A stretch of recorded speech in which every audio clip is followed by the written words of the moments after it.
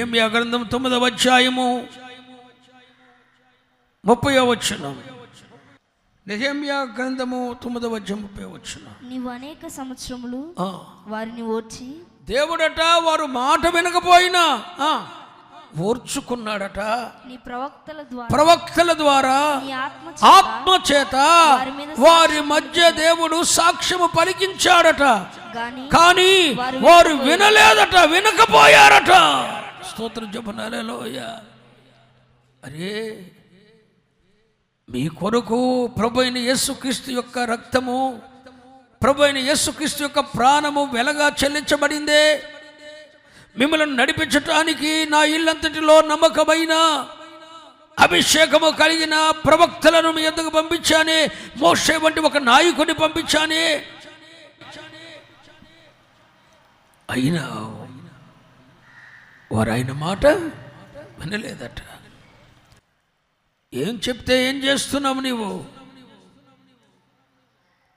ప్రభు ఏది చేయొద్దండి అది చేస్తున్నావు నీవు. నీ చుట్టూ ఉన్నవి అగ్నిబాణాలు. అగ్నిబాణాలు ఏదో ఒకరోజు నిన్ను కాటు వేస్తాయి అని ప్రభు నీతో చెప్పలేదా? అగ్నిబాణాలని పొదిగిట్లో పెట్టుకొని కూర్చున్నావుగా. దేవుడు నీతో ముందు చెప్పలేదా? నువ్వు వినలేదు, అంతే. దేవుడు చెప్పాడు, సౌలుకు చెప్పినట్లు చెప్పాడు, యోనా నీవు నినివేకు వెళ్ళాలి. స్పష్టంగా దేవుడు చెప్పాడు. నినివేకు వెళ్ళి ఆయన ప్రకటించవలసింది ఏంటో కూడా స్పష్టంగా దేవుడు చెప్పాడు. దేవుడు చెప్పింది వినలేదు. యోనా తర్షీషుకు వెళ్ళాడు. పెద్ద తుఫాను వచ్చి ఆయనను పాతాళానికి పంపించింది. పాతాళము యొక్క అడుగు ఎలా ఉంటుందో ఆ అట్టడుగు స్థాయికి వెళ్ళిపోయాడు యోనా. ఓడలో ఎక్కాడు కానీ ఓడలో లేడు. ఓడలో నుండి లోకమంతా ఆయన్ని తిరస్కరిస్తే నినివేకు వెళ్ళమంటే తర్షీషుకు వెళ్తున్నందుకు అతనితో కూడా ఉన్నవారే అతన్ని ఎత్తి సముద్రంలో పడవేశారు. సముద్రం పాలైపోయాడు. పాతాళపు యొక్క అడుగు ఎట్టుందో చూశాడు. పేదరికం యొక్క అడుగు స్థానం ఎట్టుంటుందో చూశాడు. ముద్ద దొరకని పరిస్థితి ఎలా ఉంటుందో చూశాడు యోనా. అట్టడుగు స్థాయికి వెళ్తే ఊపిరాడని పరిస్థితి ఎలా ఉంటుందో చూశాడు యోనా. 3 దినాలు ఆ భయంకరమైన పరిస్థితిలో ఉండవలసి వచ్చింది యోనాకు. నీవు దేవుని మాట వినకపోవడం వల్ల కాదు ఈ శ్రమలకు, ఈ ప్రతికూలతలకు గల కారణం. 2025 కూడా ఇలాగే కొనసాగిద్దామని నువ్వు నిర్ణయించుకున్నావా? దేవుని మాట వినవా? అసలు దేవుని మాటను గుర్తించే హృదయం నీకుంటేగా. దేవుని వాక్కు అన్న సంగతి నీవు నీ కుటుంబం ఎప్పుడో మర్చిపోయారు. బోధిస్తే సేవకుడు బోధించాడు అనుకుంటావు నీవు. ఇది నీ బుద్ధి. వాక్కు నీ కొరకు వస్తే అనుకొని చెప్పని అనుకుంటావు. దేవుని మాటగా నీ హృదయంలోకి తీసుకో. సముద్రం పాలైపోయాడు. అట్టడుగు స్థాయికి వెళ్ళిపోయాడు. పాతాళ పంచుల్లోకి వెళ్ళి దేవునికి మొరపెడుతున్నాడండి. ఎందుకు నువ్వు దిగిపోతావు? ఇప్పుడున్న ఆశీర్వాదకరమైన స్థితి నుండి ఎందుకు అగాధానికి దిగిపోతావు? నీవున్న ఆశీర్వాదం అనిపించకుండా ఎందుకు పాతాళానికి వెళ్ళిపోతున్నావు? ఎందుకు సముద్రపు అగాధానికి వెళ్తున్నావు? నాశనంలోనికి ఎందుకు దిగజారుతున్నావు? యోనా, నీకు ఈ గతి ఎందుకు వచ్చిందయ్యా? ఎంత లోతుల్లోకి, ఆర్థికపరమైన ఇబ్బందులని, అనారోగ్యమని, సైతాను శరని, ఎంత లోతుల్లోకి వెళ్ళిపోయేవేంటో.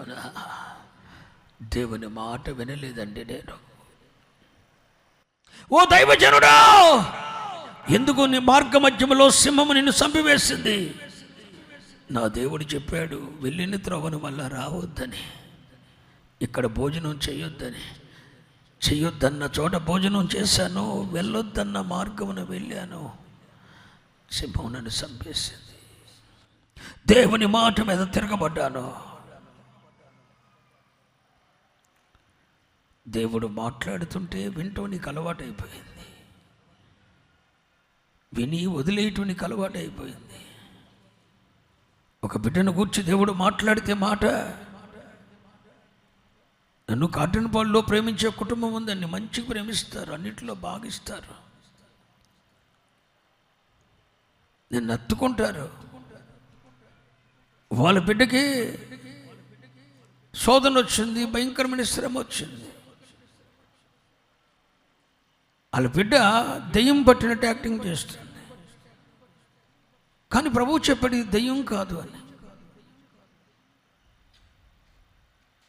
దెయ్యం కాదు అని ప్రభువు చెప్పాడు. నేను ఆ బిడ్డతో చెప్పా, నువ్వు దెయ్యం కాకుండా దెయ్యమైనట్టు యాక్టింగ్ చేస్తున్నావు, నిన్ను 10 దెయ్యాలు పట్టుకుంటే వద్దు, ఈ తప్పుడు పని చేయొద్దని చెప్పా. యథార్థం బయలుపరచబడిందని, ఆమె లోటేంటో అర్థమైపోయింది, నిజం తెలిసిపోయిందని చెప్పి ఎన్నడూ నా దగ్గర రానిలేదు. వాళ్ళ అమ్మ నాన్న కానీ వాళ్ళ అన్నదమ్ములు కానీ నా దగ్గర రానియకుండా, తన భర్తను కూడా నా దగ్గర రానియకుండా దూరం చేసింది. తన భర్త, తన బిడ్డలు, తన కుటుంబం, అన్నదమ్ములందరినీ దూరం చేసేసింది. జరిగిన పర్యవసానం ఏంటి తెలుసా? తరువాత ఏం జరిగిందో నిజంగానే అపవిత్రాత్మల హృదయంలో చోటు చేసుకొని ఈరోజు పిచ్చి వచ్చిన మనిషిలాగా బ్రతికిపోతుంది. భర్త తిరస్కరిస్తాడు, ఎవడు ప్రేమించాడు, అమ్మ అని ఆప్యాయత పిలిచేవాళ్ళు లేడు, ఎవడు అనుభవిస్తాడు ఆ పరిస్థితి కలకారు. అదే కాటన్పాడులో మరొకడు వచ్చారు, అయ్యా మాకెవడు చేతబడి చేశాడంట, అయ్యా ఆమెకు బాగుంటలేదు అని చెప్పాడు. నాకు వరుసగా బాబాయ్ అవుతాడు ఆయన. ప్రార్థన చేశాను, బాబాయ్ అది కాదు బాబాయ్, చేతబడి కాదు బాబాయ్, ఆమె కడుపులో క్యాన్సర్ కడుతుంది బాబాయ్, ముందు ఆసుపత్రి చూపించు అన్న. అరే చేతబడి అంటాడు, కాదంటే ఆమె కడుపులో క్యాన్సర్ కడుతుంది బాబాయ్, కాదు కాదు అన్నాడు. నన్ను కాదని విజయరాయ్ పాస్టర్ గారి దగ్గరికి వెళ్ళి ఆయన తీసుకెళ్ళి ప్రార్థన చేయించుకుంటే ఆడేం చేశాడు మరి, ఎక్కడుండి సంచిలో నుండి తెచ్చాడు, ఎక్కడ నుండి తెచ్చాడు, నిమ్మకాయలు అవన్నీ తీసి, నువ్వు మీరు లోనికి వెళ్ళి నేను నిమ్మకాయలు తెస్తాను అన్నాడంట. నిమ్మకాయలు తీసి అవి తీసి అలా చూపించాడు. ఆడు లేడు ఈళ్ళు లేదు, మొత్తం పోయారు. ఆడు లేడు ఈడు లేడు, చూపించాను. నిమ్మకాయలు తీసినోడు కూడా వెళ్ళిపోయాడు. మీతో అబద్ధం అండి, పాస్టర్ గారు చచ్చిపోతాడు బతకడు, ఆయన దెయ్యం పట్టింది అన్నాడంట. మొత్తం దుకాణం చదువుకున్నాడు ఆయన. సత్యం ఎప్పుడు నిలుస్తుంది. నేను నిజం చెప్తే దాన్ని అబద్ధం అని క్రియేట్ చేశారు. క్రియేట్ కాదు, ఆఖరికి ఆ అమ్మాయిని గుంటూరు ఆసుపత్రి తీసుకెళ్తే అది క్యాన్సర్ కడిది. అసలు స్కానింగ్ చేయకమని చెప్పా, బాబాయ్ అది క్యాన్సర్, ఆమె రోగం అందుకు వస్తుంది, నువ్వు ఆసుపత్రి చూపించు. మాట నమ్మలేదండి, సంవత్సరం కూడా బతకలేదు. ఈ శుభవేళని నీతో మాట్లాడుతున్న దేవుని స్వరం, మావోడే మా సేవకుడే మమ్మల్ని పెంచినోడే అని అనుకున్నంత కాలం పనికిరాని స్థితిలోనే ఉంటావు.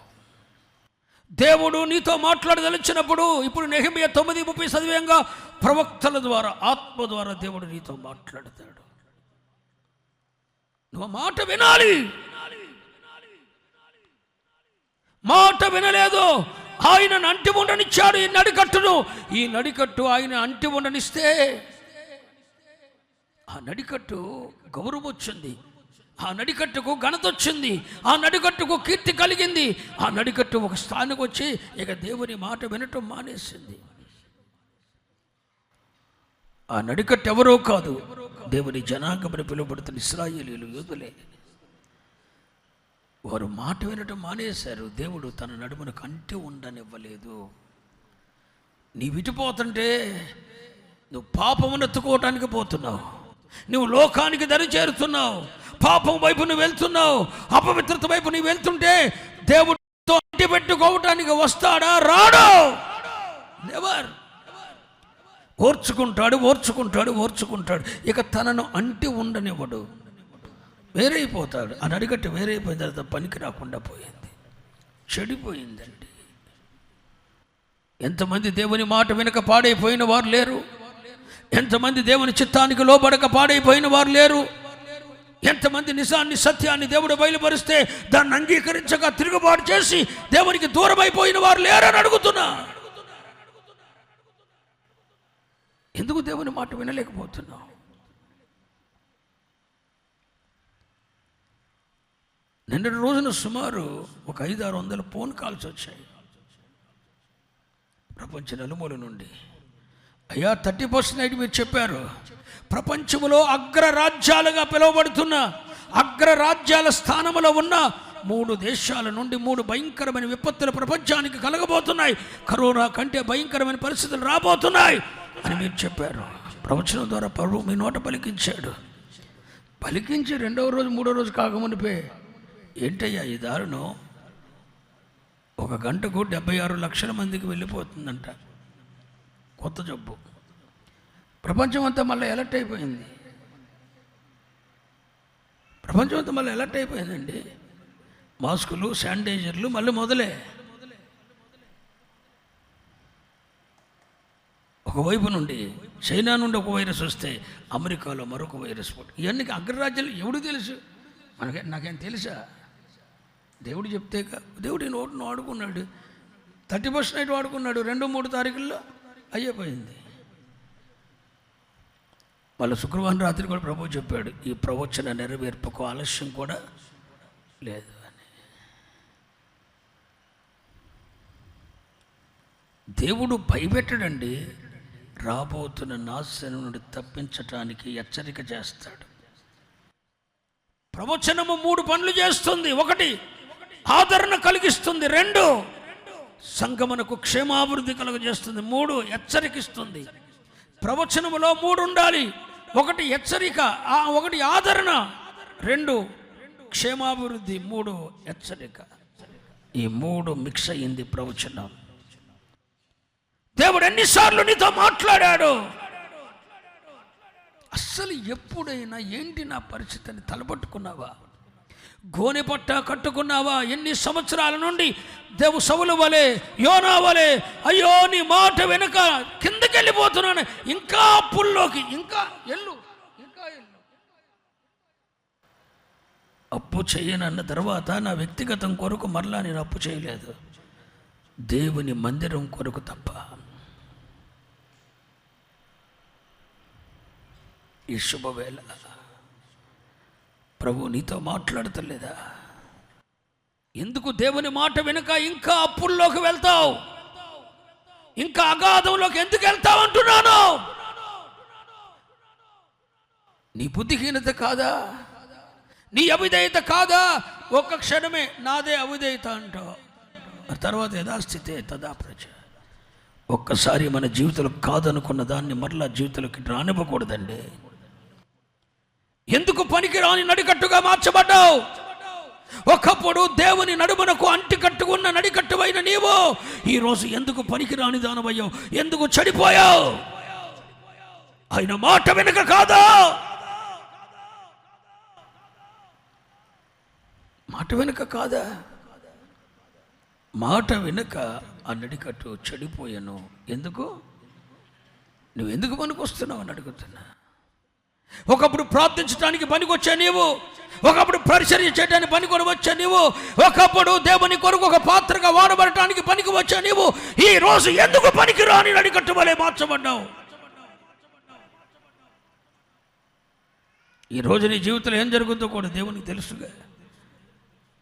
ఏ మాట మాట్లాడాలో ప్రభువు తెలుసుగా, అంతరంగా నెరిగినవాడు. ఎందుకు పనికి వస్తున్నావు అంటున్నా. పనికి రాని నడికట్టు, నడికట్టే యేసయ్య కట్టుకున్న నడికట్టే, ఆయన నడుమును కంటి ఉన్న నడికట్టే ఎందుకు పనికి రానిది? What is the reason? మాట వెనక.